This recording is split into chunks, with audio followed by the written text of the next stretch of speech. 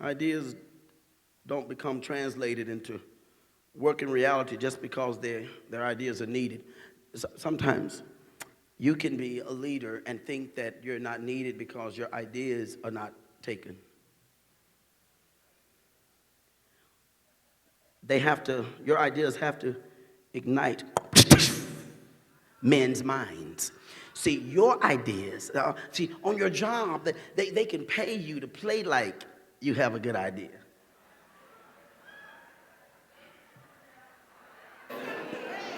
They can take your bad idea and put good people around it, and you ain't done nothing.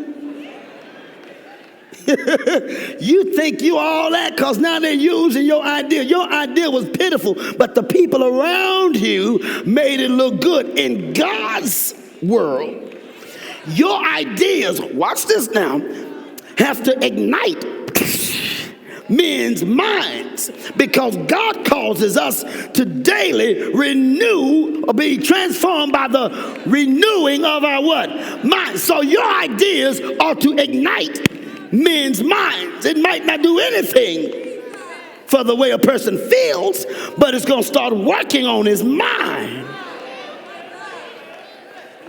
So when God starts to whisper stuff into you for you to speak, it ought to ignite man's mind. Just the opposite. When Satan starts to whisper stuff into you, it will ignite or quench the fire that God's trying to blaze.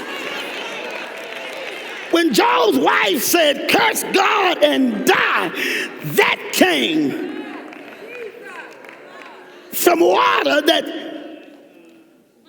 quench the fire.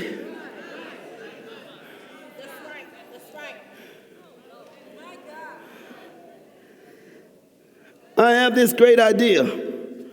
Dangerous words. I have this God idea. Okay, you got my attention. And as soon as it comes forth, it will usually indicate it's something that you thought of that was a good idea because you thought of it, or was something that God told you to say so that it would ignite men's minds. See, they have to develop explosive force. Any ideas that God gives you will develop explosive force. They have to blast their way through mountains of what? Resistance and tradition. And God tells you to speak something, that thing now has to pow. See, there are some video games that I've seen that when you're shooting, you got to destroy.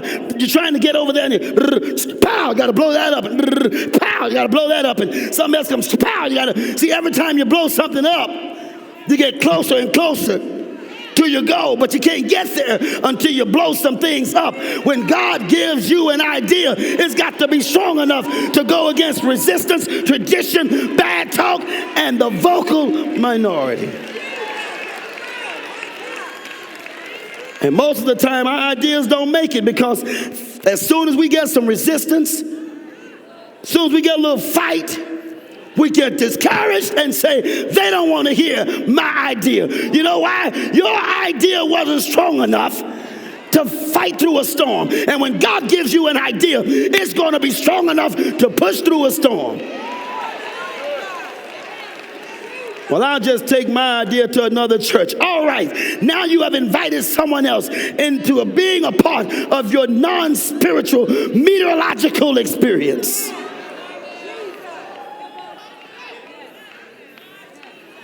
You're a weatherman, but you ain't got a forecast right in 12 years. And the other church may not know about it because you sound good on camera, but you're getting